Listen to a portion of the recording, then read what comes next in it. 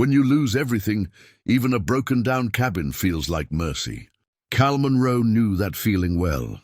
At 61, he'd been sleeping in his truck for 3 years, watching his daughter Mia slip further away with every passing month. Then a lawyer called about an inheritance from a cousin he'd never met, an old cabin in rural Tennessee. It wasn't much, just rotting wood and overgrown vines, but it was shelter.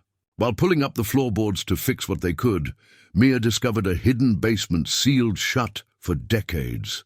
Inside were wooden crates filled with paintings, old bonds, and ledgers pointing to a fortune worth over $140 million. But the real question wasn't what they found. It was why someone would hide it all and walk away. Before we continue, tell us where you're watching from and subscribe, because tomorrow's story is something truly special. The morning sun hadn't yet cleared the Walmart parking lot when Cal Monroe woke in the back of his 2004 Ford F-150. He'd positioned the truck in the far corner, away from the security cameras, where the overnight manager wouldn't hassle him. 3 years of this life had taught him the unwritten rules of survival. Be invisible, be clean, be gone by 7. He sat up slowly, his back protesting the movement. The sleeping bag was thin, and Tennessee winters found their way through every gap in the truck's weathered frame. Cal reached for the plastic jug of water he'd filled at a gas station the day before and poured a small amount into his palm. He splashed his face, ran wet hands through his gray hair, and reached for his razor. The reflection in the truck's side mirror showed a man who'd once been strong. At 61, Cal still had the build of someone who'd worked construction for 30 years. Broad shoulders, calloused hands, a face weathered by sun and circumstance. But his eyes told a different story. They were the eyes of a man who'd watched everything slip away, one piece at a time. He pulled a clean shirt from the carefully folded stack beside him. Laundromat every Sunday without fail. A man could be homeless, but he didn't have to look defeated. That's what Sarah would have said. His wife had believed in dignity, even when the medical bills started piling up like autumn leaves. Especially then. Cal tucked the shirt in, smoothed the wrinkles as best he could, and retrieved the shoebox from under the driver's seat. Inside, wrapped in an old handkerchief, was his Purple Heart. He'd earned it in Iraq, back when he was young enough to believe wars could be won cleanly. The medal felt heavier now than it had then. He held it for a moment, remembering the man he'd been, then carefully wrapped it again and returned it to its place. By 6:45, he was pulling out of the parking lot.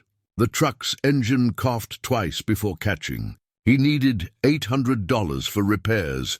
The mechanic said couldn't wait much longer. $800 might as well have been $8,000. Cal drove through Chattanooga as the city woke. He passed the construction sites where he used to work, the diner where he and Sarah had celebrated their 20th anniversary, the hospital where she'd spent her final months. Every street held a memory. Every corner reminded him of what used to be. He'd lost Sarah 8 years ago. Cancer, swift and merciless, despite every treatment they'd thrown at it. Cal had worked 3 jobs trying to keep up with the bills. Roofing during the day, security guard at night, whatever odd jobs he could find on weekends. He'd thought if he could just earn enough, pay enough, somehow it would matter. But cancer doesn't negotiate with paychecks. After she died, the medical debt remained. Then the recession hit, and construction jobs dried up like creek beds in August. The house went first. The place where they'd raised Mia, where Sarah had planted roses every spring. Then his savings. Then his truck became his home. The worst part wasn't the poverty. It was watching his daughter grow distant. Mia had needed him during those final months with Sarah, and he'd been working, always working. She'd sat alone at the hospital while he framed houses, patched roofs, did anything to earn another $100 toward bills that never stopped coming. You chose money over her, Mia had said at the funeral. You chose it over us. He'd tried to explain. The treatments cost money, keeping the house meant money, everything required money he didn't have. But explanations sounded like excuses, and excuses sounded like failures, and eventually he'd stopped trying. Now Mia was 34, working the front desk at a budget hotel, raising 9-year-old Jessie alone. The father had left when Jessie was 2. Cal had offered to help, but Mia's pride, inherited from him, he supposed, made her refuse. She'd rather struggle alone than accept anything from the man who'd failed her mother. Cal saw his grandson sometimes, from a distance. He'd park across from Jesse's school and watch the boy play at recess. Jesse had Sarah's smile. It broke Cal's heart every time. The phone call came on a Tuesday afternoon while Cal was sitting in the public library. He came here most days. It was warm, had bathrooms, and the librarians had stopped asking questions years ago. The number was unfamiliar, but he answered anyway. "Mr. Monroe, this is Margaret Hartwell. I'm an attorney in Nashville. I'm calling regarding the estate of Vernon Monroe." Cal's mind went blank for a moment. Vernon Monroe. The name was familiar but distant, like something from a half-remembered dream. "Vernon was your second cousin," Margaret continued. "He passed away 6 months ago. According to our records, you're his closest living relative." Cal remembered now, a family reunion in 1987, somewhere in Middle Tennessee. Vernon had been there, a quiet man in his 50s who'd kept to himself. They talked briefly about fishing, about the mountains. Cal had liked him but never saw him again. "I'm sorry to hear he passed," Cal said carefully. "Mr. Monroe, Vernon left you his property, a cabin and 5 acres in Ironwood, Tennessee. I have the deed and keys here. When would you be available to come by my office?" A cabin, property, the words felt foreign. Cal had nothing, and now he had land. That evening he drove to Mia's apartment complex. The building was old, but she kept her third-floor unit as nice as limited income allowed. He climbed the stairs slowly, rehearsing what he'd say. It had been 4 months since they'd spoken. Mia answered the door with Jesse beside her. She was tired. Cal could see it in the way she held her shoulders, the lines around her eyes that hadn't been there a few years ago. The hotel job paid barely enough for rent and groceries. She was one emergency away from the kind of poverty Cal knew too well. "Dad!" Her voice was neutral, guarded. "Hi, sweetheart. Jesse." The boy looked up at him with curious eyes. Cal's heart ached. His grandson was 9 years old, and they were practically strangers. "What do you need?" Mia asked. "Can I come in? Just for a minute. I have something to tell you." She hesitated, then stepped aside. The apartment was small but clean. Jesse's drawings covered the refrigerator. School papers were stacked neatly on the counter. Mia was doing her best, but Cal could see the strain. The furniture was worn. The walls needed paint. This wasn't a home. It was survival. He told her about Vernon, about the cabin, about the inheritance. A cabin in the middle of nowhere? Mia shook her head. "Dad, I have a job. Jesse has school. It's just," Cal struggled for words. "It's a roof. 4 walls. Maybe we could fix it up. Maybe it could be something." "We." Mia's voice sharpened. "There's no we, Dad. There hasn't been for a long time." Cal looked at Jesse, then back at his daughter. "Your landlord raised the rent. I heard you on the phone when I knocked." Mia's jaw tightened. "You were listening? $300 more a month, Mia. Where are you going to find that?" She didn't answer because they both knew there was nowhere. She was already working extra shifts, already choosing between groceries and utilities some months. "1 month, Cal said quietly. "Come look at it with me. If it's not livable, we walk away. But if there's any chance of what? Playing house? Pretending we're a family." The words stung, but Cal accepted them. He'd earned her anger. Jesse spoke up, his voice small. "Where is it, Grandpa?" "The cabin?" It was the first time Jesse had called him that. Cal's throat tightened. "In the mountains, buddy. In a little town called Ironwood. Are there really trees everywhere?" Jesse asked, his eyes brightening slightly. "Trees, streams, probably deer. Fresh air." Mia looked at her son, then at the apartment walls that seemed to press closer each month. Cal could see her calculating. The rent increase, the cramped space, Jesse growing up in a neighborhood where police sirens were the soundtrack to sleep. Finally, she exhaled. 1 month. We look at it, see if it's even standing. If it's a wreck, we come back. Understood? Cal nodded, not trusting his voice. "And Dad?" Mia met his eyes. "This doesn't fix anything between us. This is just practical." "I know," Cal said softly. "I know." The drive to Ironwood took 3 hours, winding through foothills that gradually became mountains. Fall had painted the landscape in shades of rust and gold. Cal drove while Mia sat in the passenger seat, her silence a wall between them. Jesse pressed his face to the window in the back, watching the world transform from strip malls and subdivisions to forest and stone. "Look, Mom, those trees are so tall." Mia's expression softened when she looked at her son. "They're beautiful, aren't they? Can we stop and see them up close?" "Maybe on the way back, honey." Cal caught her eye in the rearview mirror. For a moment, something passed between them.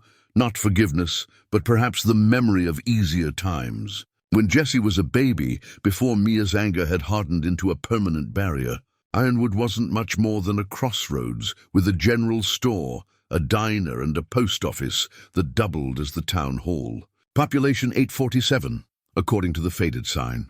The kind of place where everyone knew everyone, and newcomers were noted with polite curiosity. Margaret Hartwell's directions led them up a gravel road that wound deeper into the woods. The truck's suspension complained over the ruts and stones. After a mile, they reached a rusted mailbox, barely visible beneath overgrown vines. "This is it," Cal said quietly. The cabin sat in a clearing surrounded by oak and pine trees. It was worse than Cal had imagined. The porch sagged in the middle, held up by cinder blocks that had shifted over the years. Kudzu vines had claimed the entire east wall, crawling up toward the rusted metal roof. Several windows were broken, their glass long since scattered. The whole structure leaned slightly, as if exhausted from the effort of remaining upright. Mia stared at it, her mouth a tight line. "You cannot be serious." Cal searched for something honest to say. "It's standing, barely."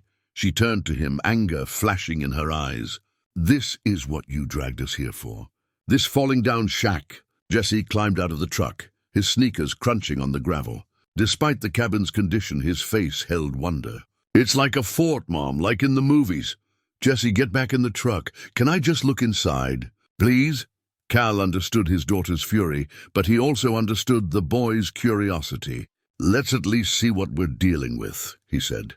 "We drove 3 hours?" Mia's jaw clenched, but she nodded sharply. "Fine, 5 minutes. Then we leave." Cal approached the porch carefully, testing each board before putting his full weight on it. The wood groaned but held. The front door was unlocked, probably had been for years. He pushed it open, hinges screaming in protest. Inside, dust motes danced in the shafts of light that pierced the gloom. The cabin consisted of 3 small rooms. A main living area with a stone fireplace, a bedroom barely large enough for a double bed, and a kitchen with an ancient wood stove. Everything was covered in a thick layer of dust. Mouse droppings littered the floor. Water damage had left brown stains across the ceiling, but the bones were solid. The logs that formed the walls were thick and sound. The stone fireplace was intact. The roof had leaks but wasn't caved in. It was salvageable, barely, but salvageable. Mia stood in the doorway, arms crossed. No electricity, no running water. "I saw an outhouse out back. Dad, we can't live here." "We could fix it," Cal said, hearing the uncertainty in his own voice. "With what money? What tools? What expertise?" She was right, of course. But looking around this broken place, Cal saw possibility. He saw a project. He saw a reason to wake up that wasn't just survival. 1 week, he said. "Give me 1 week. I'll get the windows covered, the worst leaks patched. If we can't make it livable, we go back to Chattanooga. And where will Jesse and I stay during this week? There's a motel in the next town over." "It's with what money, Dad?" Mia's voice cracked. "I'm already behind on bills. I can't afford a motel." They stood in the dusty cabin, the gulf between them as wide as ever. Then Jesse's voice came from the bedroom. "Grandpa! There's furniture under these sheets. And look, someone left books."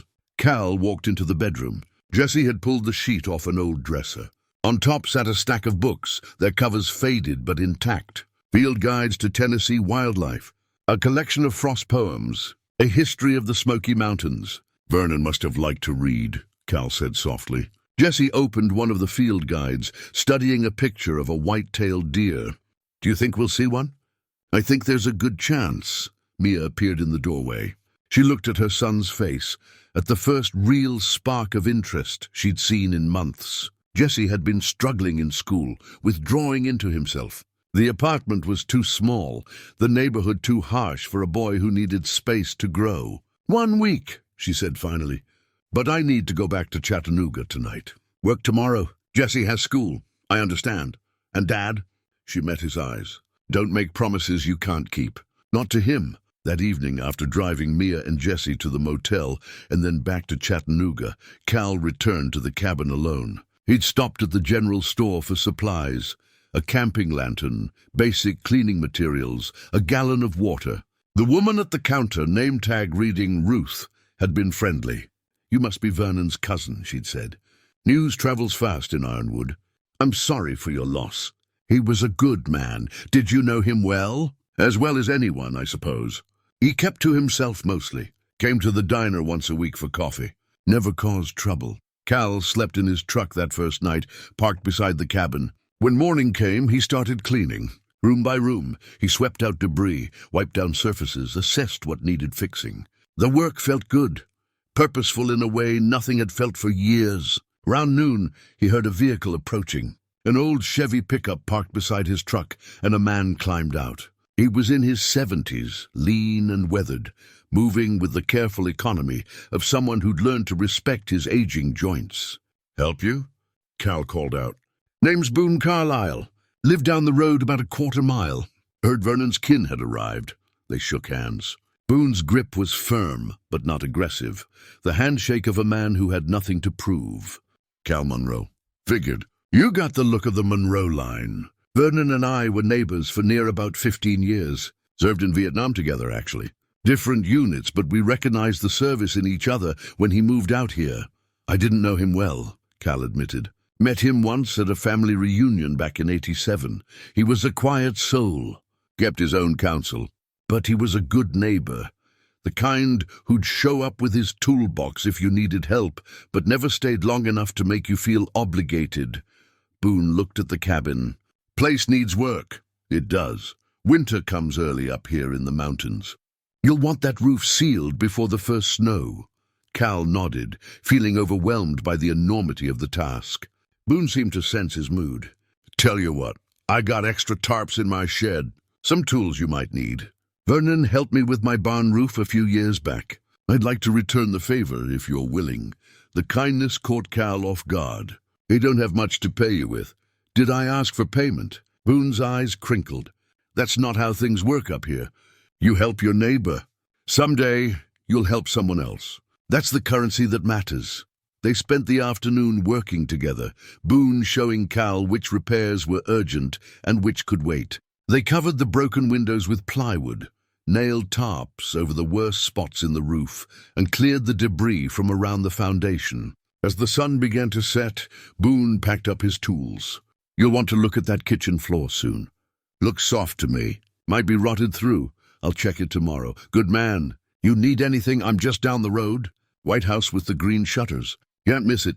After Boone left, Cal sat on the porch steps as darkness gathered. The forest came alive with evening sounds, crickets, a distant owl, the rustle of small creatures in the underbrush. Stars began appearing overhead, more than he'd seen in years. The city lights of Chattanooga had drowned them out. He thought about Mia's anger, about Jessie's wonder, about this broken cabin that somehow felt more like home than anywhere he'd been since Sarah died. Tomorrow he'd tackle the kitchen floor. Tomorrow he'd keep working.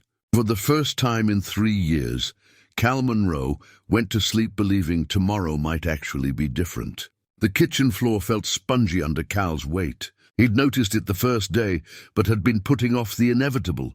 The boards would need replacing. 3 days into his week alone at the cabin, he finally confronted the problem.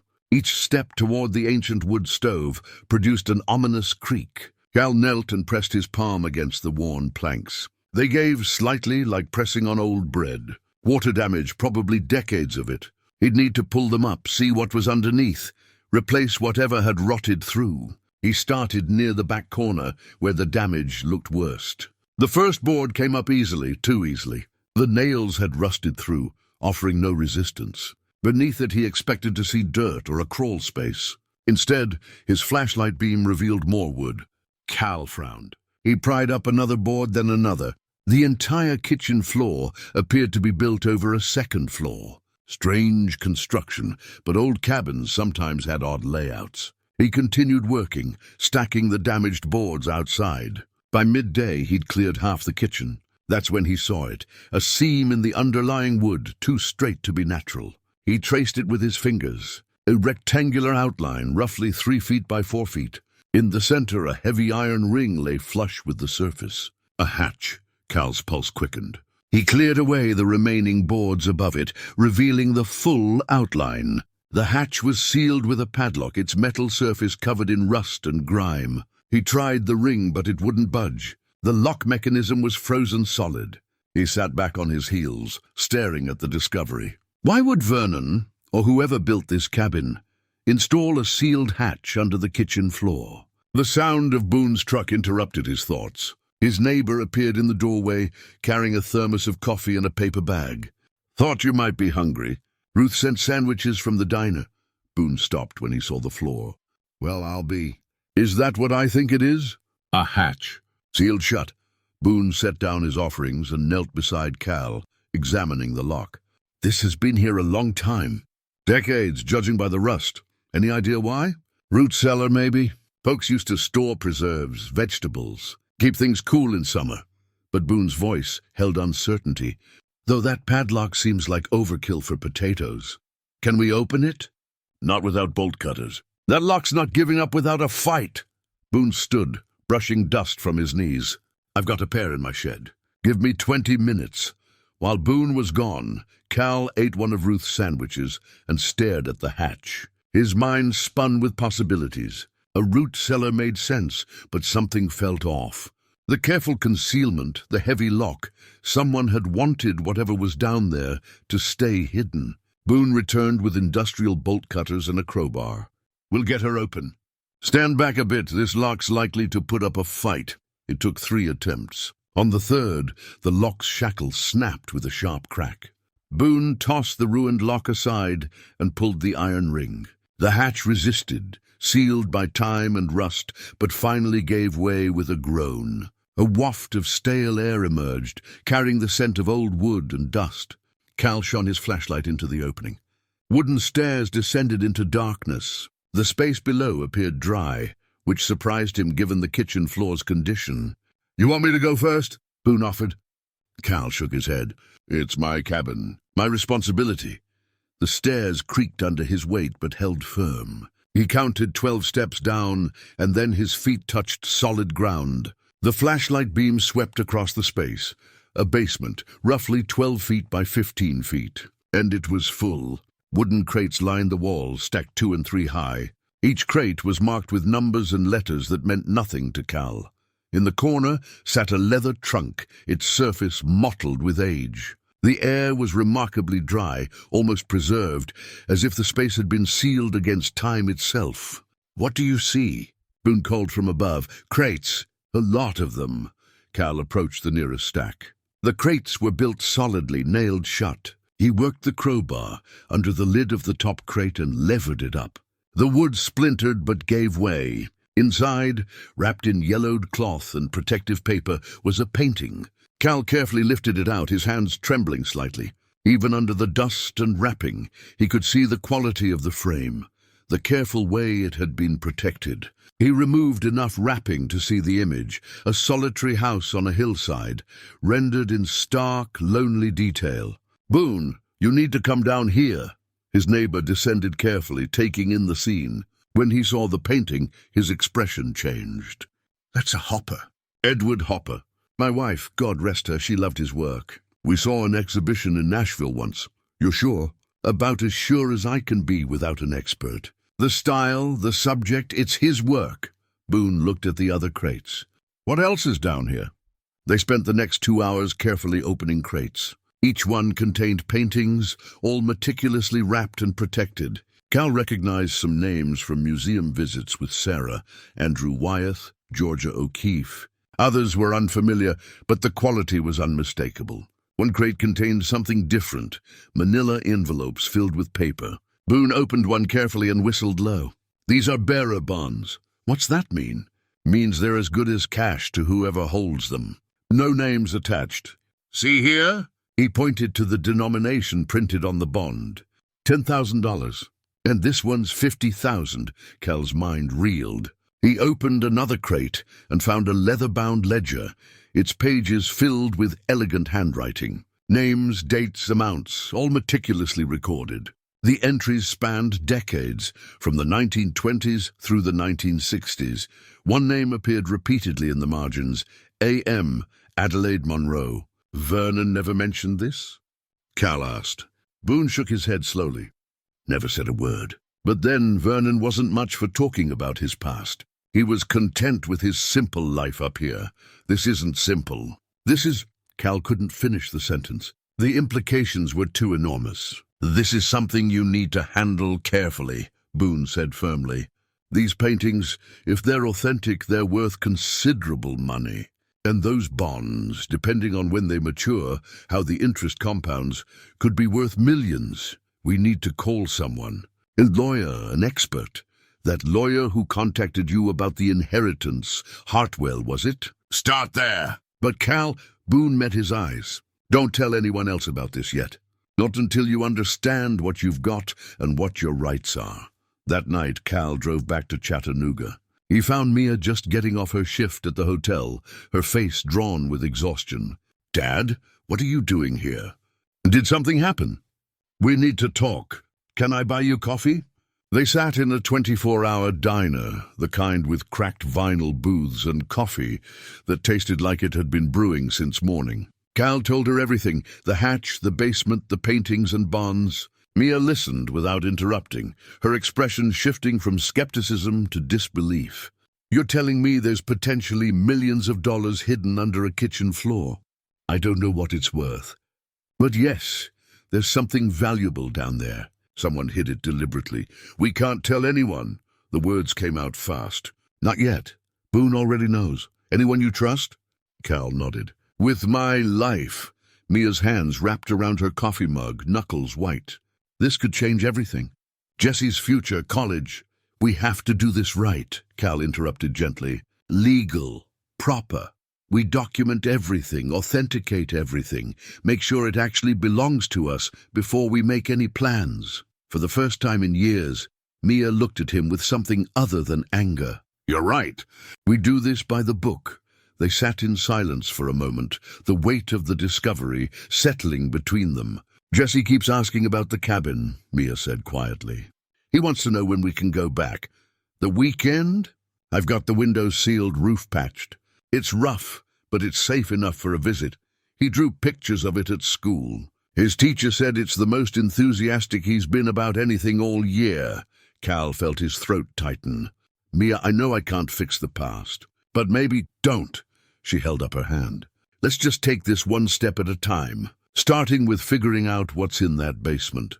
It wasn't forgiveness, but it wasn't rejection either. For now, it was enough. Margaret Hartwell's office occupied the second floor of a renovated building in downtown Nashville. She was in her 50s, with silver-streaked hair and the sharp assessing gaze of someone who'd seen too many inheritance disputes turn ugly. She listened to Cal's story without interruption, her pen moving steadily across a legal pad. "And you haven't removed anything from the property?" she asked when he finished. "Just took photographs. Boone suggested we document everything before touching it." Smart man. "These photographs, may I see them?" Cal handed over his phone. Margaret scrolled through the images, her expression growing more serious with each one. She paused on a photo of the Hopper painting, zooming in to examine the signature.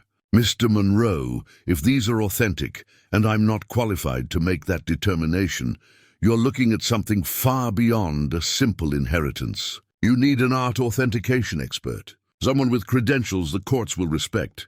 Can you recommend someone?" Dr. Evelyn Chen at Vanderbilt. She specializes in American modernist art and provenance research. I've worked with her on estate cases before. She's thorough, honest, and her testimony holds up under scrutiny. Margaret made a note. "I'll also need to freeze the property legally until we establish clear ownership and valuation. No one touches anything until we understand what we're dealing with." "How long will this take?" "Authentication?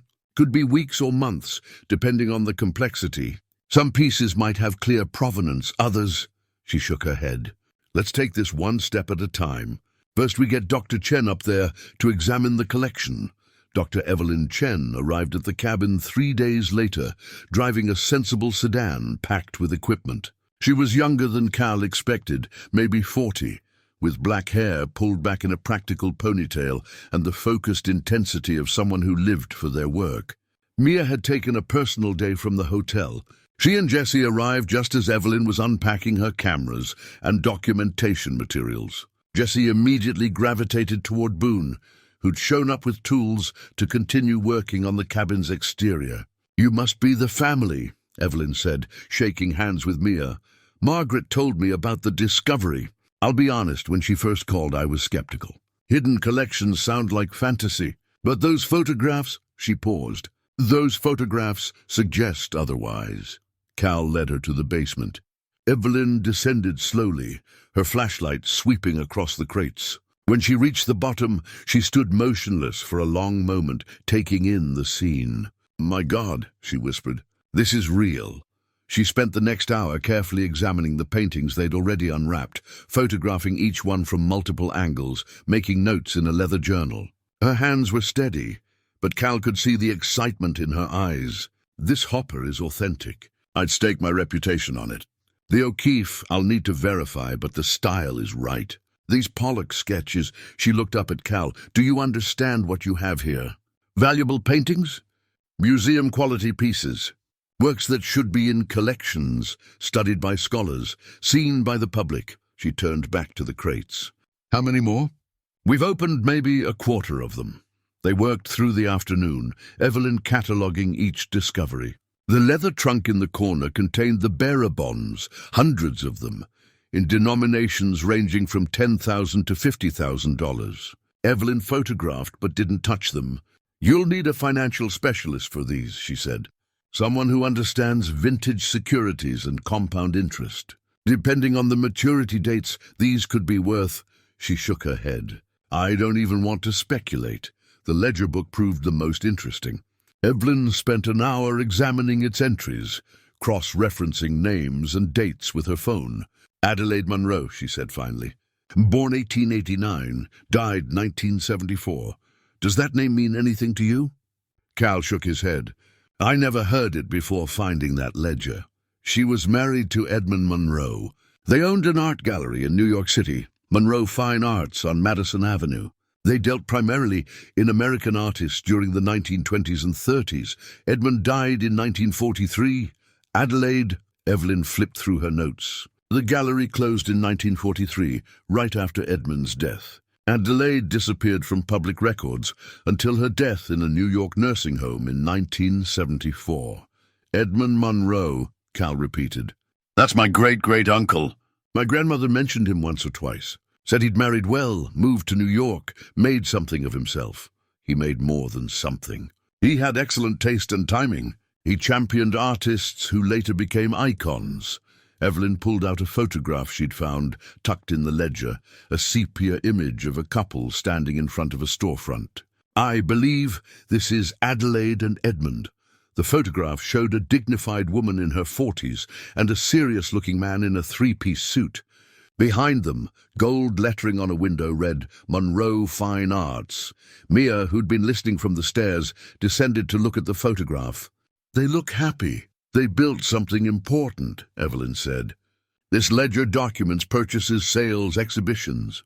They weren't just dealers, they were patrons. They helped struggling artists, bought works when no one else would. This collection represents their life's work. But why hide it?" Mia asked. "That's what we need to figure out."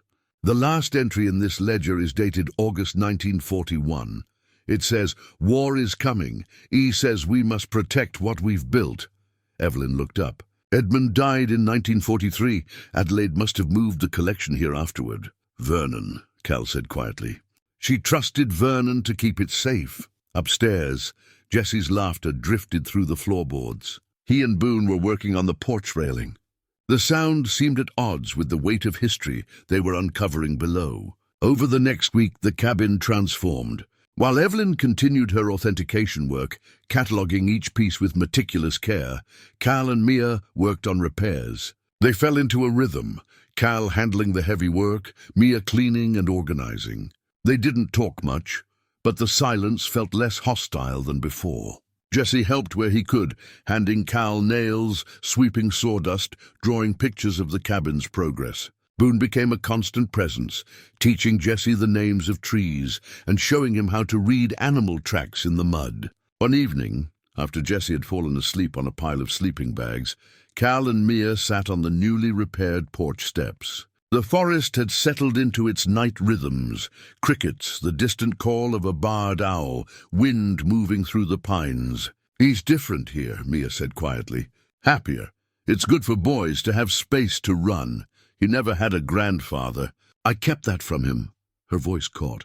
"I was so angry at you that I punished him too." Cal wanted to reach for her hand, but didn't dare. "You had reason to be angry." "I did." "I do," she paused. "But I'm starting to see things differently. Mom's medical bills, losing the house, you working all those jobs. I thought you were choosing work over us. But you were trying to save us, the only way you knew how. I should have been there more.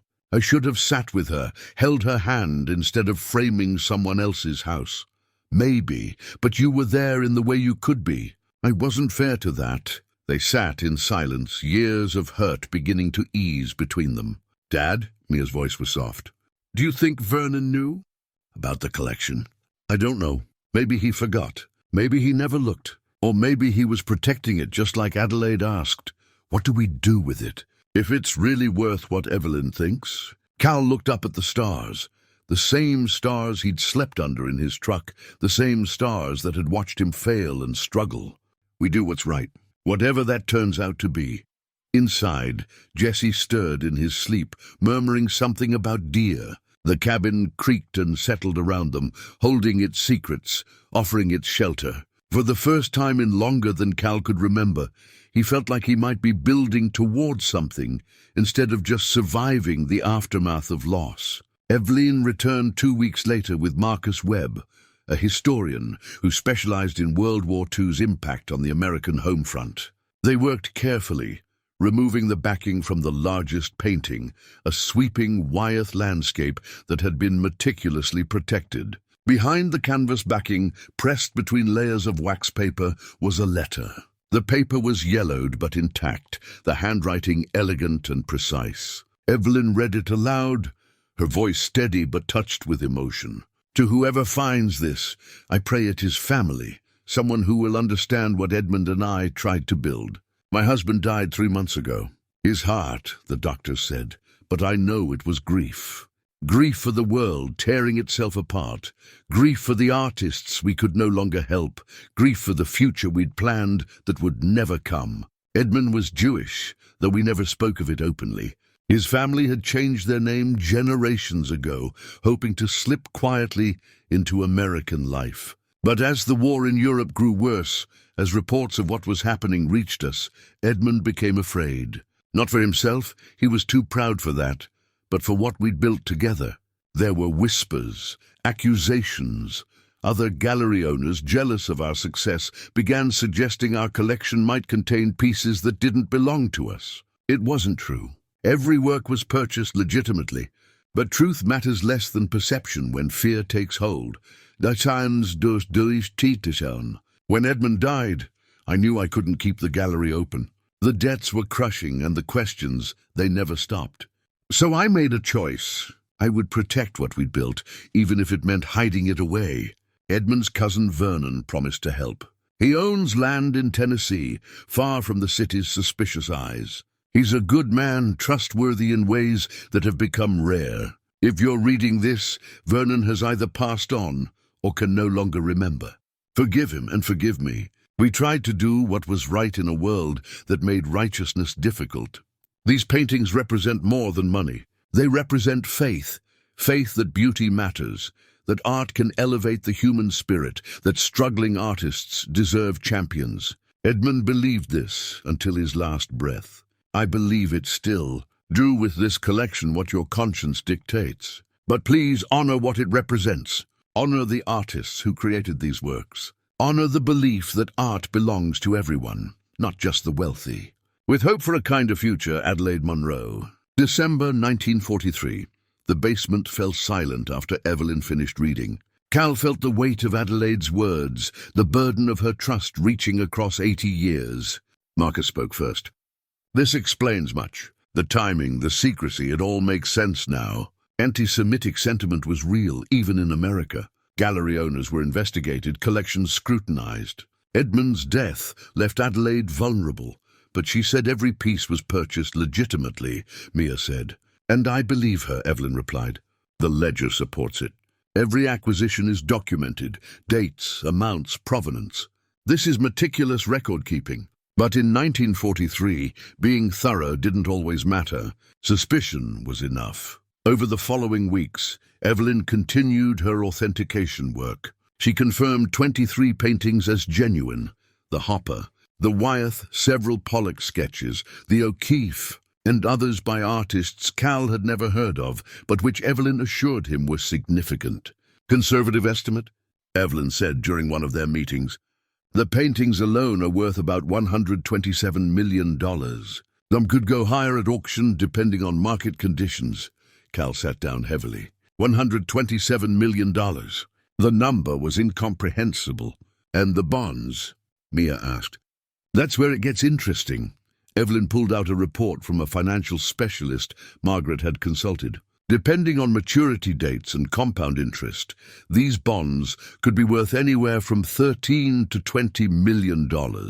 We'll need to have them officially evaluated, but, she paused, you're looking at a total collection value exceeding $140 million. Boone, who'd been listening quietly, whistled low. That's a considerable responsibility. It is, Evelyn agreed. Which brings us to the complicated question, what do you want to do with it? Cal looked at his daughter. They'd talked about this late at night on the cabin porch, weighing possibilities. They should be in museums, Cal said quietly. People should see them, Evelyn smiled. That's what I hoped you'd say, but Mia was frowning. Dad, this is our chance. We'd never have to worry about money again. Jessie could go to any college, have every opportunity. I know. Then why would we just give it away? I didn't say give it away. I said museums. There are ways to... Cal struggled for words. Adelaide and Edmund believed art should elevate people. All people. How do we honor that if we just sell everything to private collectors? By providing for our family, Mia shot back. By making sure Jessie never goes without. By giving him the life you couldn't give me. The words stung, but Cal understood her fear. She'd lived on the edge too long, watched opportunities slip away for lack of money. The idea of turning away from wealth must have seemed insane. What if we could do both? Evelyn suggested carefully. Donate some pieces to museums, sell others through proper channels. The tax benefits of donations alone would be significant, and there are ways to structure things so the family benefits while still honoring the spirit of the collection. Mia crossed her arms. I need to think about this. She left the cabin, and Cal heard his truck start a moment later. Jessie looked up from his drawing, concerned. Is Mom mad? She's scared, Cal said honestly. Sometimes those feel the same. That evening, Cal sat alone in the basement, Adelaide's letter in his hands. He understood his daughter's position, but he also understood what it meant to have nothing. He'd lived in his truck for 3 years, and it hadn't killed him. Poverty was hard, but it wasn't fatal. What killed you was losing purpose, losing the sense that your life meant something beyond survival. This collection was purpose. It was bigger than money, bigger than comfort. It was a chance to finish something beautiful that had been left unfinished. Meanwhile, word had spread through Ironwood. Ruth asked careful questions when Cal stopped at the diner. Other townspeople watched the cabin with open curiosity. Boone warned him that privacy was becoming impossible. Small towns talk, Boone said, and the talk is getting creative. I heard someone say you found gold bars. Another claimed it was Civil War treasure. It's none of their business, true enough, but you might want to consider security. That cabin's isolated. Someone desperate or foolish might decide to take a look for themselves. The threat became real 2 nights later. Cal woke to the sound of breaking glass. He grabbed the flashlight he kept by his sleeping bag and rushed outside. A figure was running toward the tree line, too far away to identify, too fast to catch. The kitchen window had been smashed, the plywood covering torn aside. Nothing had been taken. The intruder had probably panicked when Cal woke, but the message was clear. The secret was out, and not everyone had good intentions. Boone arrived within minutes of Cal's phone call, shotgun in hand. They searched the perimeter but found nothing except tire tracks on the access road. "You need better security," Boone said firmly, "and maybe you need to consider moving that collection somewhere safer until this is resolved." Cal called Margaret the next morning. Within 2 days, arrangements had been made to move the most valuable pieces to a secure facility in Nashville. A bonded transport company, insurance, climate-controlled storage. The logistics were complex and expensive, but Margaret assured him it was necessary. The day the collection was moved, Cal felt both relief and loss. The basement looked empty without the crates, hollow. Jesse stood in the space, turning slowly. "It's like the treasure was never here," the boy said softly. "It was here," Cal assured him, "and it'll come back one way or another." But even as he said it, Cal wondered if that was true. Once things left, they had a way of never quite returning the same. The letter from Roland Pierce's attorney arrived 3 weeks after the collection was moved to secure storage. Margaret called Cal immediately, her voice tight with concern. "We have a problem. Someone's contesting your ownership of the collection." Cal drove to Nashville that afternoon. In Margaret's office, she laid out the documents. Roland Pierce, 58, was Adelaide's great-nephew through her sister's line. He'd produced Adelaide's last will and testament, dated 1973, 1 year before her death. "The will is vague," Margaret explained. "Most of it deals with her personal effects, some small bequests.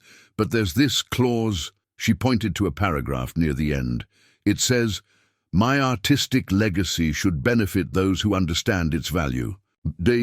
What does that mean? That's the problem. It's ambiguous. Pierce's lawyer argues it means the collection should go to someone qualified to appreciate it, namely their client, who's an art history professor at a small college in Connecticut.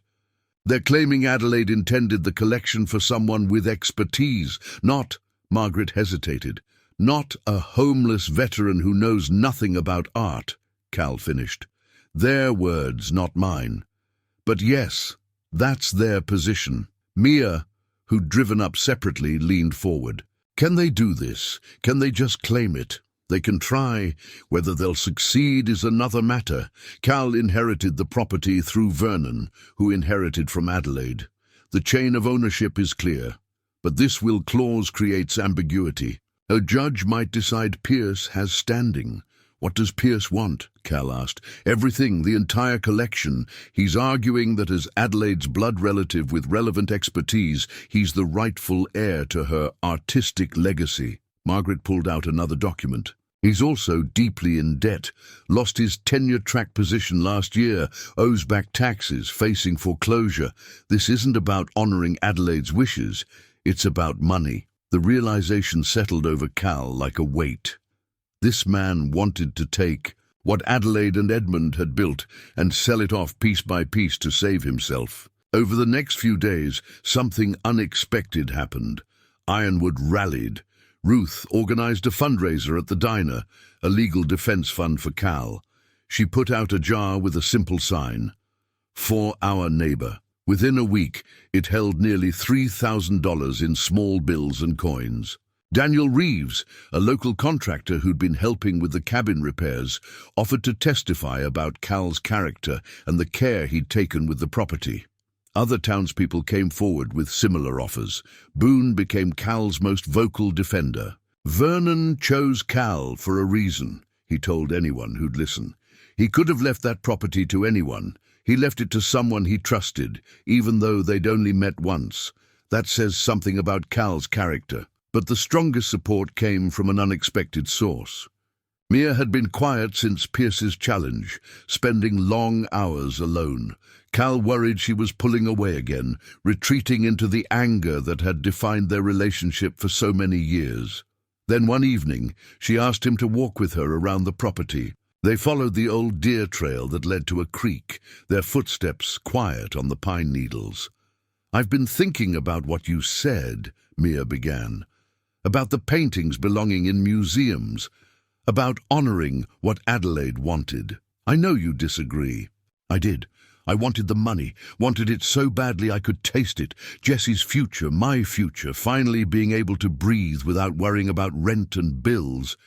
She paused. "But then I read Adelaide's letter again, really read it." They reached the creek, where water ran clear over smooth stones. Mia picked up a pebble and tossed it into the current.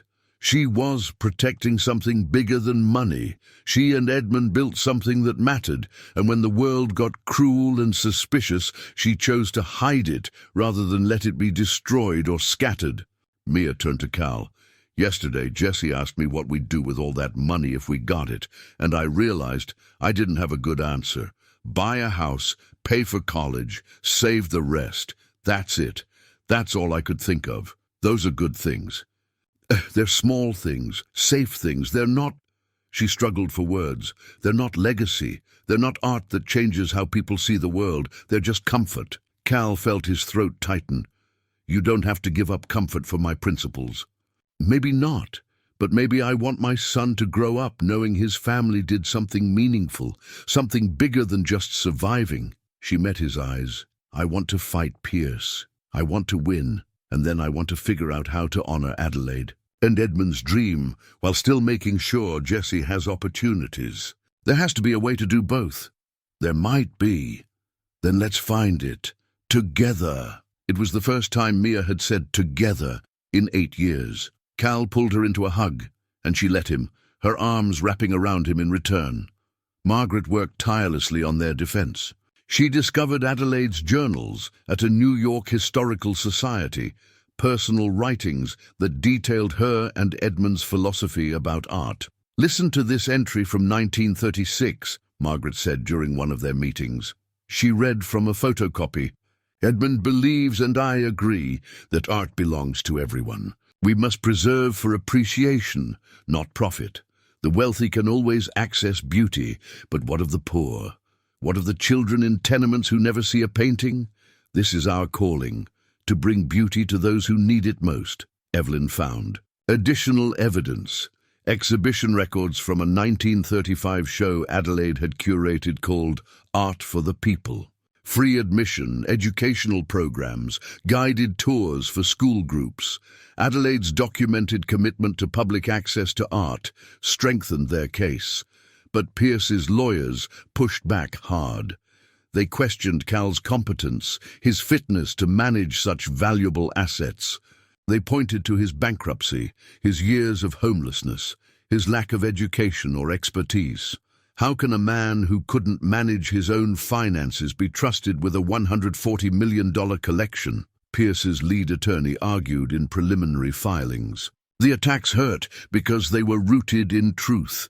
Cal had failed financially. He had lost everything. He wasn't qualified by any traditional measure. But something had changed in him. The cabin, the work, the purpose. They'd given him something back. Not just hope, but determination. He wasn't the same man who'd been sleeping in his truck 6 months ago. Late one night, Cal and Mia sat on the finished porch. The cabin had transformed.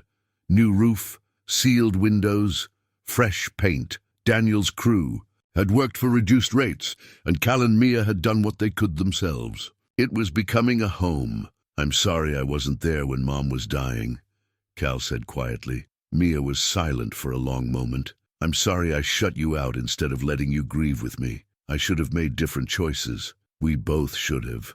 She reached over and took his hand. "But we're here now. That's what matters." Jessie appeared in the doorway, rubbing sleep from his eyes. "Can't sleep. Too many cricket noises." Cal smiled. "Come sit with us, buddy." The boy settled between them, and they sat together under the stars. Inside the cabin, Adelaide's letter lay in a drawer, waiting. The collection sat in storage, waiting. The legal battle loomed ahead, uncertain and daunting. But in that moment, on that porch, they were a family. Broken and rebuilding, scarred but healing. Whatever the court decided, they had this. They had each other, and sometimes Cal thought that was the real treasure worth fighting for. 3 days before the preliminary hearing, Jesse was playing in the cabin with a rubber ball Boone had given him. He threw it against the bedroom wall, catching it on the rebound, a simple game he'd played 100 times. This time, the ball bounced at an odd angle and hit the wall hard. The sound was wrong, hollow, echoing, not the solid thud of log against rubber. "Grandpa?" Jesse called. "Something's weird with this wall." Cal had been in the kitchen, reviewing legal documents Margaret had sent. He walked into the bedroom, where Jesse was pressing his hand against the wall. "Here, listen," Jesse knocked. The sound was distinctly hollow. Cal ran his fingers along the log, searching for seams. Then he found it, a barely visible line where one section of wall didn't quite match the rest. He pressed and the panel shifted slightly. "Stand back, buddy." Cal worked carefully, finding the mechanism that held the false wall in place. When it finally gave way, it swung inward on hidden hinges, revealing a narrow opening and stairs descending into darkness. A second basement. "Stay here," Cal said, but Jesse was already peering into the opening, eyes wide with excitement. "Is it more treasure?" "I don't know. Let me check first." Cal descended the steep stairs, flashlight in hand. This space was smaller than the first basement, maybe 8 feet by 10 feet, but it was clearly personal. A writing desk sat against one wall, with an oil lamp and a simple wooden chair. Bookshelves lined another wall, filled with volumes on art, history, poetry. And on the desk, leather-bound and thick, was a diary. Cal opened it carefully. The handwriting was the same as Adelaide's letter, elegant, precise, unmistakably hers. The entries spanned decades, from 1940 to 1974. He turned to the final pages, dated just weeks before her death. His hands trembled as he read. The diary revealed everything. Vernon wasn't just Edmund's cousin. He was Edmund's half-brother. Edmund's father had an affair in 1910, and Vernon was the result. The family scandal had been carefully hidden. Vernon raised by relatives in Tennessee, while Edmund grew up in New York society. But the brothers had found each other as adults. Despite the shame their existence represented to the family, they'd formed a deep bond. Vernon was the one person Edmund trusted completely. Adelaide's final entries were heartbreaking. She'd changed her will specifically to leave everything to Vernon. But Vernon had been diagnosed with early-onset dementia in 1974. He'd never properly recorded his inheritance. When Adelaide died, her executor couldn't locate Vernon, and the estate had gone into probate, eventually dissolving.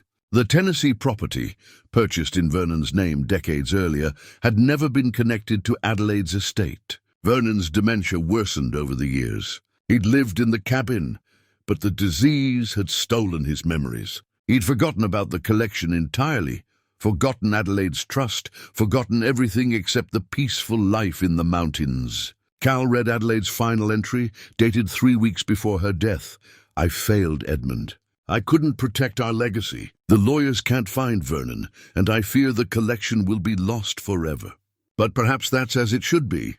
Perhaps someday, when the world is kinder, someone will find what we hid. Someone who will understand. Someone who will know what to do.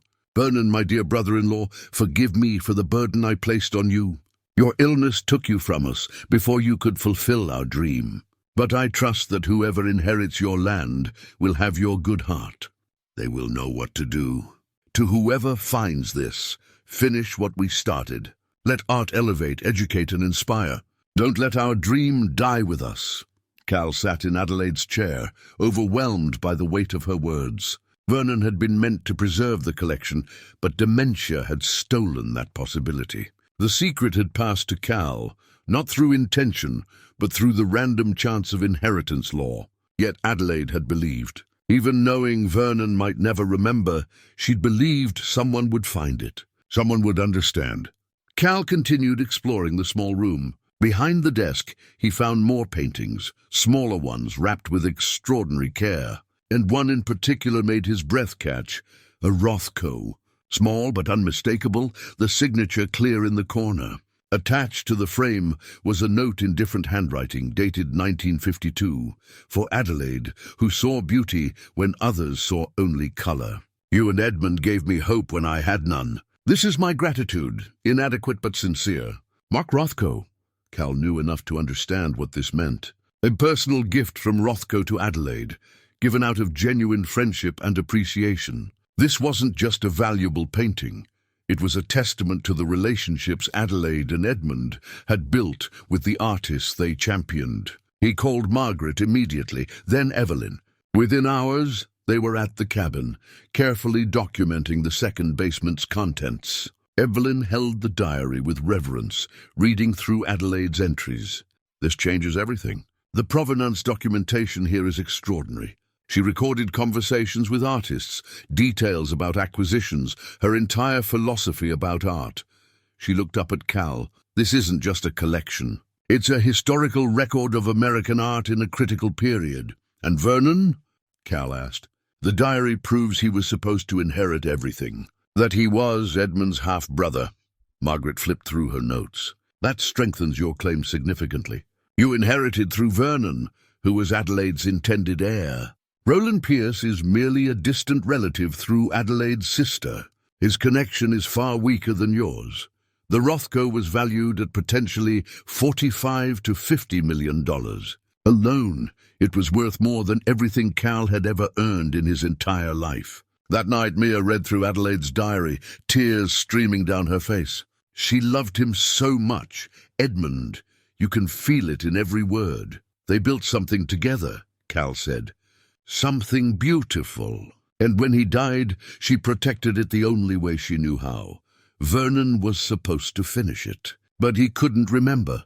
No, but we can. Cal met his daughter's eyes. We can finish what they started. Jessie, who'd been sitting quietly, spoke up. What will you do with the Rothko painting, Grandpa? Cal had been thinking about that all evening. I think we sell it. Use the money to fund a foundation, something that brings art to people who can't access it otherwise. One painting to save all the others. That seems fair, Jessie said with the simple wisdom of 9-year-olds. Mia reached over and squeezed Cal's hand. Adelaide would approve. They sat together in the cabin as night settled around them. Outside, the forest breathed and rustled. Inside, Adelaide's words waited in the diary. Edmund's dreams documented in careful handwriting. Vernon's trust, however forgotten, passed forward to a man who'd once had nothing. Cal understood now. This wasn't about luck or chance. This was about stewardship. About being worthy of trust, even when you didn't know it was being placed in you. About finishing what others started because it was the right thing to do. Tomorrow, they'd call Margaret with their plan. Tomorrow, they'd prepare for court with new evidence and renewed purpose. But tonight, they simply sat together, a family rebuilt from broken pieces, holding the dreams of the dead like precious, fragile things that must be protected at all costs. Margaret assembled their legal strategy around the diary and Edmund's sketchbook, another discovery from the second basement.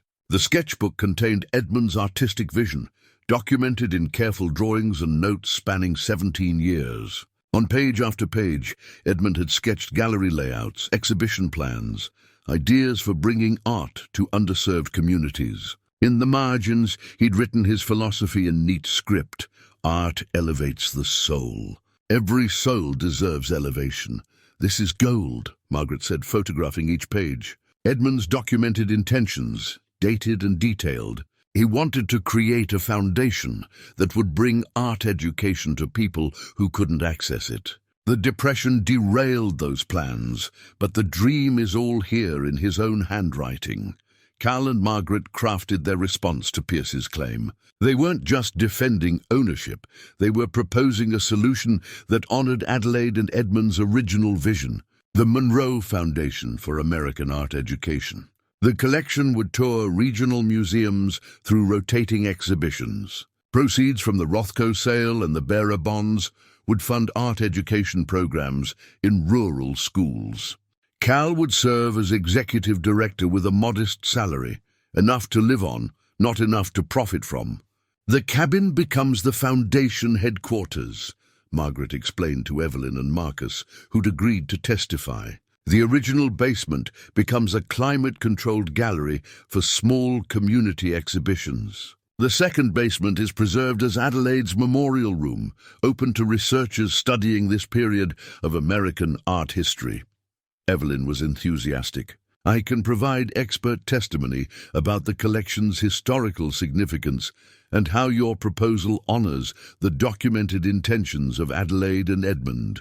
This is exactly what they would have wanted, Marcus added. I'll testify about the wartime context, why Adelaide felt compelled to hide the collection, how anti-Semitic sentiment affected Jewish gallery owners, even in America. It establishes the fear and love that motivated her actions, but Roland Pierce's legal team prepared their own attack. They questioned every aspect of Cal's fitness to manage such valuable assets.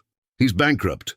He was homeless for 3 years. He has no education beyond high school, no experience in art or museum management, no relevant qualifications whatsoever. Pierce's lead attorney laid it out in court filings. Adelaide's will specifically states her artistic legacy should benefit those who understand its value. My client has a doctorate in art history. He's published, he's taught, he's dedicated his life to art. Cal Monroe's only qualification is being related to someone who was related to Adelaide. The personal attacks cut deeper than Cal expected. His failures, the bankruptcy, the lost jobs, the years in the truck, were laid bare in legal documents filed with the court. Every mistake, every wrong turn, documented and cited as evidence of his unworthiness. Mia found him sitting on the porch one evening, the court filings in his lap, his face drawn. They're not wrong, Cal said quietly. I did fail. At everything they're saying. You didn't fail. You fell. There's a difference, is there? Mia sat beside him. You lost everything trying to save Mom, then you lost yourself in the grief. But you didn't give up. You kept going. You slept in your truck, but you still shaved every morning, kept your clothes clean, maintained your dignity. That's not failure, Dad. That's courage. Jesse's teacher had assigned an essay, My Family Hero. Jesse wrote about Cal, about rebuilding a broken cabin and a broken family, about learning that fixing things took patience and love, about his grandfather, who showed him it was never too late to start over. Mia wanted to submit it as part of their testimony. Cal resisted. He's 9 years old. This isn't his fight. He's already part of it. And his words, they say something the legal arguments can't. They say what kind of man you are. Margaret agreed. The judge needs to see you as a person, not just a defendant. Jesse's essay humanizes you. It shows what you've built here beyond just property, a family, a future, a purpose. The judge agreed to visit the property, a site inspection before the hearing. Cal spent days preparing, ensuring every detail reflected their intentions. The cabin was fully restored now, warm and welcoming. The basement gallery was set up with careful documentation of the collection's history. Adelaide's memorial room was arranged thoughtfully, her desk and diary displayed with respect. Judge Sarah Hendricks arrived on a cool Saturday morning. She was in her 60s, with the weathered demeanor of someone who'd presided over too many contentious cases. She walked through the property slowly, asking questions, taking notes. Tell me about Vernon Monroe, she said to Cal. What do you know about him? Not much. We met once when I was young. He seemed kind, quiet. Boone knew him better. Boone, who'd insisted on being present, stepped forward. Vernon was a good man, Your Honor, a veteran, like Cal here. He understood duty and honor. Toward the end, the dementia took his memories, but it never took his character. He would have wanted this collection preserved properly. The judge spent time in Adelaide's memorial room, reading entries from her diary. Cal watched her face, trying to gauge her thoughts, but she remained impassive. Before she left, she stood on the porch, looking out at the mountains. Mr. Monroe, why do you want this responsibility? You could fight for the collection, sell it, never worry about money again. Why choose the harder path? Cal considered the question carefully. Because I know what it's like to have nothing, Your Honor. To lose everything and wonder if tomorrow will be different. Art didn't feed me when I was hungry, but it fed something I didn't know was starving. Beauty reminds us that life is more than survival. Adelaide and Edmund knew that. They built something that mattered. Vernon protected it, even though he forgot why. I can't claim to be worthy of their trust, but I can try to honor it. The judge nodded slowly and left without further comment. The weekend before the hearing, the cabin filled with people who'd become family. Boone and Ruth, Daniel and his crew, Evelyn and Marcus, even some townspeople who'd contributed to the legal fund. They shared a meal, simple but abundant, and stories about the journey that had brought them all together. Jesse presented a drawing he'd made, the cabin surrounded by all of them, their names carefully printed below each figure. "The family we found," he titled it. Ruth wiped tears from her eyes. "That boy has wisdom beyond his years." That night, after everyone had left, Cal sat alone in Adelaide's memorial room. He opened her diary to a random page and read, "Edmund says I worry too much about legacy. We do our work, he tells me. We trust it will matter. But what if it doesn't? What if we're forgotten?" Cal understood her fear, the need to matter, to leave something behind that proved your life had meaning. He took out his own journal, one Margaret had suggested he keep during this process, and wrote his first entry. "Adelaide, I don't know if I'm the right person for this. I'm not educated, not qualified by any measure that matters to the world. But I promise to try. I promise to honor what you and Edmund built. And I promise to teach my family what you've taught me, that wealth isn't what we keep, but what we give away. That art belongs to everyone, that beauty matters, especially when everything else feels broken." He closed the journal and sat in the quiet, feeling the weight of the hearing ahead. Tomorrow they'd stand before the judge and make their case. Tomorrow they'd learn if trying was enough. The courthouse was 40 minutes from Ironwood, a stern brick building that had witnessed decades of disputes. The courtroom was small but packed. Townspeople from Ironwood had driven down to support Cal, Ruth, Daniel, others who'd contributed to the legal fund. They filled the gallery, a silent presence of community solidarity. Judge Sarah Hendricks entered precisely at 9. She was composed, her expression giving nothing away. Cal sat beside Margaret, Mia on his other side. In his jacket pocket, he carried Adelaide's wedding ring, found in her desk drawer with a note to Edmund. Margaret had suggested he might want it during testimony. Roland Pierce arrived with 2 lawyers in expensive suits. He was a thin man with graying hair and the pinched expression of someone carrying chronic worry. Cal felt an unexpected flash of sympathy. Pierce was desperate, drowning in debt, grasping at this collection like a life preserver, but desperation didn't make him right. Pierce's lead attorney opened with a methodical assault on Cal's character and qualifications. "Your Honor, the facts are simple. Cal Monroe was homeless for 3 years. He filed for bankruptcy twice. He has no education beyond high school, no experience in art or museum management, no credentials that would qualify him to oversee a collection valued at over $140 million. The attorney gestured toward Pierce. "My client, by contrast, holds a doctorate in art history from Yale. He's published extensively, taught at the university level, dedicated his entire professional life to art. Adelaide Monroe's will specifically states her artistic legacy should benefit those who understand its value."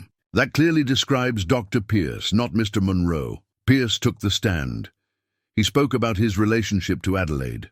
Distant, never having met her, but connected through blood. He detailed his academic credentials, his publications, his teaching experience. "What would you do with the collection?" Margaret asked during cross-examination. "Ensure proper management through established auction houses and museum partnerships. These are priceless works that deserve professional handling." "And you'd receive compensation for this management?" Pierce hesitated. "That's standard practice in estate management." "How much?" 40% of proceeds from sales." Margaret let that hang in the air. "Over $50 million by your calculation, for management services, for expertise and proper stewardship." "I see," Margaret made a note. "And which pieces would you sell?" "That would depend on market conditions and—" "All of them?" Pierce's lawyer objected, but the damage was done. The courtroom had heard what mattered. Pierce intended to sell, to profit personally, to scatter Adelaide's carefully preserved collection to the highest bidders. Margaret called Evelyn Chen as their first witness. Evelyn detailed the collection's historical significance, explained Adelaide and Edmund's documented philosophy about art as public good. Dr. Chen, you've examined Edmund Monroe's personal sketchbook. Can you tell the court what you found? Evelyn opened the sketchbook, now admitted as evidence. Edmund documented his dream of creating a foundation that would bring art to underserved communities. Here, on page 43, dated 1929, he writes, "The wealthy can always access beauty. We must bring beauty to those who cannot access it themselves." This wasn't idle musing, it was his life's purpose. She read more passages, each one reinforcing Edmund's belief that art belonged to everyone, not just the privileged. Judge Hendricks leaned forward, listening intently. Marcus Webb testified next, providing historical context. Adelaide hid this collection out of fear and love. Fear of what anti-Semitic sentiment might do to her husband's legacy. Love for what they'd built together. Her letter, found behind. One of the paintings explicitly states these works should be preserved for appreciation, not profit. Roland Pierce's attorney tried to diminish the letter's significance. These are old documents, Your Honor, noble sentiments but not legally binding directives. But they establish context and intent, Judge Hendricks said. I'll allow the testimony. Boone testified about Vernon's character, about the trust Vernon had placed in Cal without fully understanding why. Vernon might not have remembered what he was protecting, but he knew Cal was the kind of man worth protecting it for. There's wisdom in that, even through dementia's fog. The morning session ended with Pierce's team confident, Margaret cautiously hopeful. They broke for lunch and Cal found himself unable to eat. The weight of the afternoon, his own testimony, pressed down like a physical thing. Mia squeezed his hand. Just tell the truth, that's all you can do. The truth is they're right about me. I did fail. No, the truth is you're human. You struggled, you fell, but you got back up. That's what matters. When court reconvened, Judge Hendricks looked directly at Cal. Mr. Monroe, are you ready to testify? Cal stood, his legs unsteady. He walked to the witness stand, placed his hand on the Bible, and swore to tell the truth. As he settled into the chair, he felt Adelaide's wedding ring in his pocket, a reminder of why he was here, what he was fighting for. Margaret's questioning began gently, establishing his background, military service, construction work, marriage to Sarah, her illness, the crushing medical debt that had dismantled their life piece by piece. Tell the court about those 3 years in your truck, Margaret said softly. Cal took a breath. I lost everything. My wife, my home, my daughter's respect. I lived in a 2004 Ford F-150 parked behind a Walmart. I worked odd jobs when I could find them, stayed clean, kept my dignity as best I could. But I knew, his voice caught. I knew I'd failed. As a husband, as a father. I couldn't save Sarah, couldn't keep our home, couldn't be what my family needed. And then you inherited the cabin. Yes, from Vernon. A man I'd met once. I didn't understand why he'd leave it to me. I still don't really. But it was a chance to give my daughter and grandson a home, to maybe, Cal paused, to maybe find a way back to being someone worth knowing. The courtroom was silent, every eye on him. Margaret walked Cal through the discovery of the collection, his immediate instinct to document everything, his insistence on authentication and legal process. Then she reached into her briefcase and pulled out a small velvet box. Mr. Monroe, what is this? Adelaide's wedding ring. We found it in her desk in the second basement. Margaret opened the box. The gold band gleamed under the courtroom lights, simple and elegant. She handed Cal a small card, the note that had accompanied it. Would you read this for the court? Cal's hands trembled as he unfolded the aged paper. Edmund, my love, until we meet again. This was only borrowed time. You were my eternity. The words caught in his throat. He thought of Sarah, of the years they'd had and the years they'd lost. He understood Adelaide's grief down to his bones. What was your first thought when you saw the paintings? Margaret asked gently. that they were too beautiful to be hidden, that someone had loved them enough to protect them through a war, through grief, through decades. I felt like, Cal struggled for words, I felt like I should do the same. You're not qualified, Dr. Pierce's attorneys argue. You have no degrees, no credentials. That's true. I'm not qualified like Professor Pierce. I don't have expertise or education. Cal looked at the judge. But I understand what Adelaide was protecting. Not money, not assets, love, and the things love creates. My wife Sarah believed in beauty, in kindness, in leaving things better than you found them. I failed her in many ways, but I learned from her. I learned that some things matter more than survival. Pierce's attorney rose for cross-examination, his expression sharp. Mr. Monroe, you filed for bankruptcy twice. Correct? Yes. You've been unemployed for 3 years. Cal paused. I've been unhoused. Not unemployed. There's a difference. Semantics. The fact remains, you couldn't manage your own finances. How can you be trusted to manage a $140 million collection? You're right. I couldn't manage my finances. I failed at that. I failed at a lot of things. Cal met the attorney's eyes. But I learned that managing wealth and understanding worth are different. I'm not asking to manage this alone. I'm proposing a foundation with experts, oversight, transparency. I'm just asking to be the steward, the person who makes sure Adelaide and Edmund's dream finally happens. You'd receive a salary. You'd benefit financially. $45,000 a year. Enough to live modestly and do the work. Not enough to profit. Cal leaned forward slightly. There's a difference between compensation and exploitation.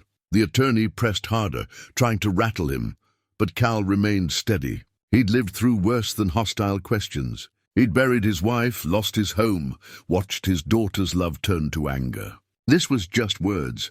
Finally, the attorney sat down.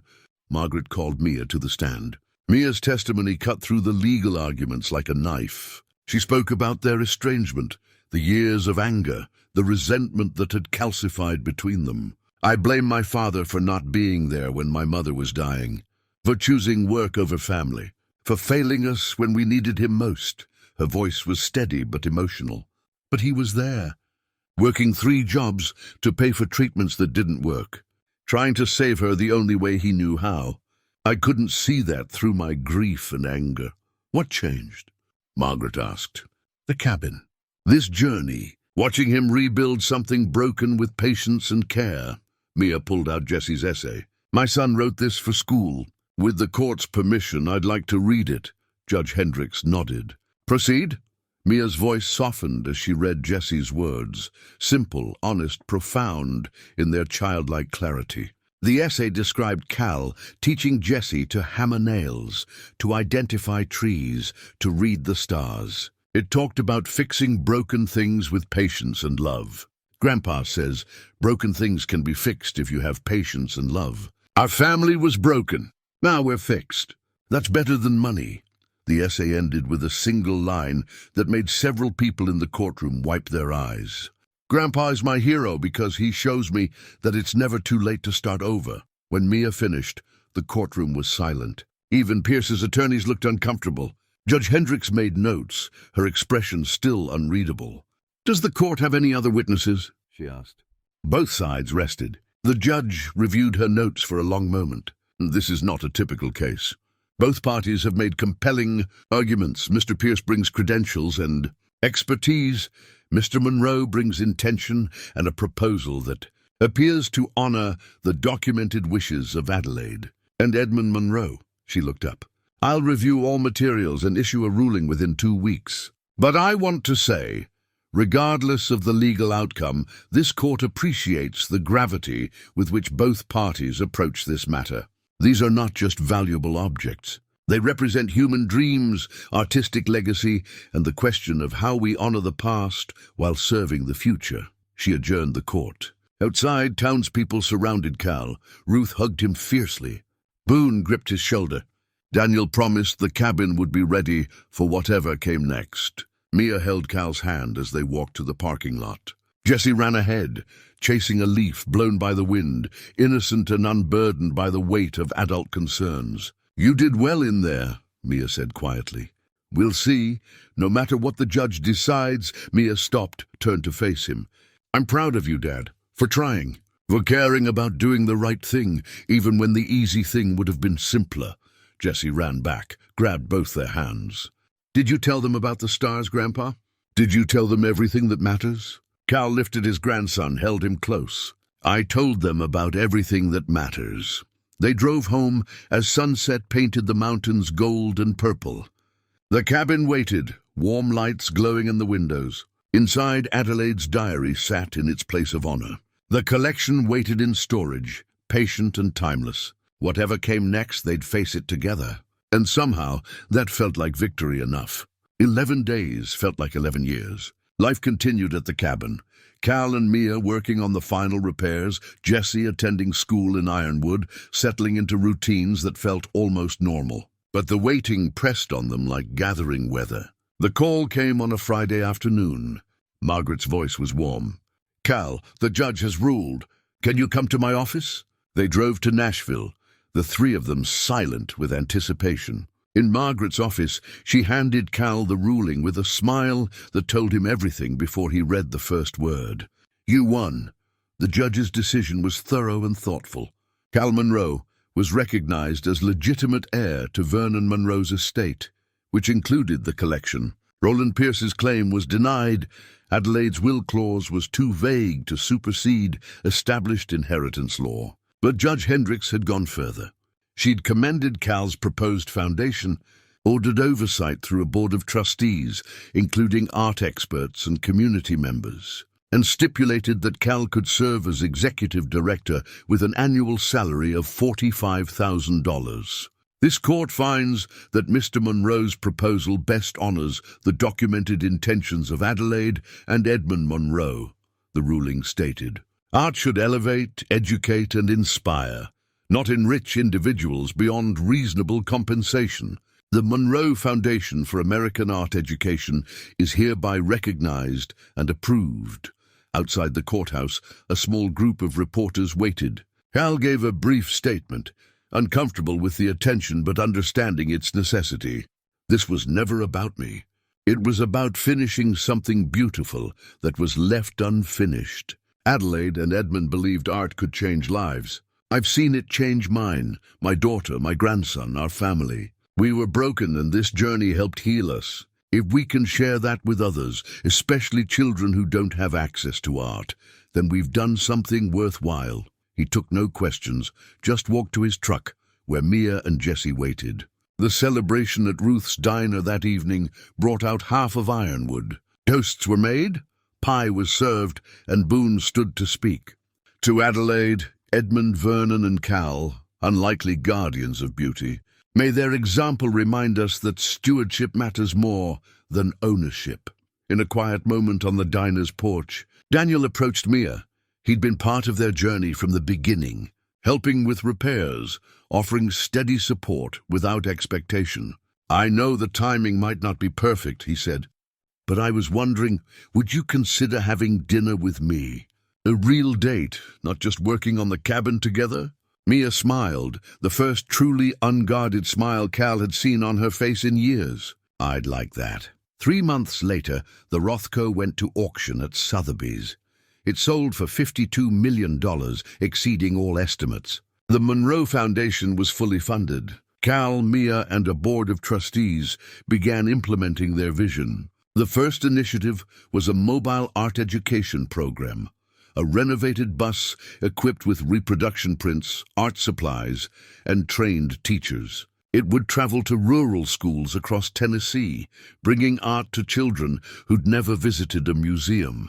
Jesse designed the program's logo, a simple drawing of the cabin with a rainbow of colors streaming from its windows. It was perfect. The cabin became the foundation's headquarters. The original basement was converted into a climate-controlled gallery for rotating exhibitions. The second basement was preserved as Adelaide's memorial room, open to researchers and visitors who wanted to understand the collection's history. The first exhibition opened 6 months after the ruling. Hidden Treasures, the Monroe Collection, would tour regional museums across Appalachia, small institutions that could never afford to display works of this caliber. The Hopper painting was displayed first, the one Boone had recognized that first day in the basement. A plaque beside it read, "On loan from the Monroe Foundation, art for everyone."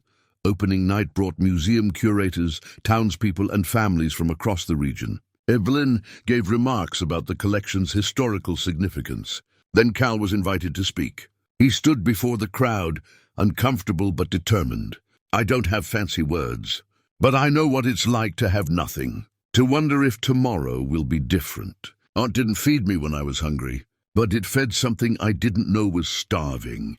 Beauty reminds us that life is more than survival. It's about meaning. Adelaide and Edmund knew that. Vernon protected it. Now we get to share it." The applause washed over him, but what mattered was Mia's hand in his, Jessie's proud grin, the sense that they'd honored something larger than themselves. Weeks later, Cal sat on the cabin porch at sunrise, coffee warming his hands. Mia joined him. "Morning, Dad. Morning, sweetheart." Jessie's laughter drifted from inside, where Daniel was making pancakes. The school bus would arrive soon, decorated now with Jessie's artwork, carrying art to children who needed beauty in their lives. Cal thought about the journey, from sleeping in his truck to this moment, from broken to healing, from alone to surrounded by family. "We did okay, didn't we?" he asked. Mia leaned her head on his shoulder. "We did exactly what we were supposed to do." They sat in comfortable silence as morning light filled the valley. The cabin stood behind them, restored, purposeful, alive with meaning. Mountains rose eternal around them, and somewhere, Cal liked to think, Adelaide and Edmund were smiling. The work was just beginning, but beginning was enough.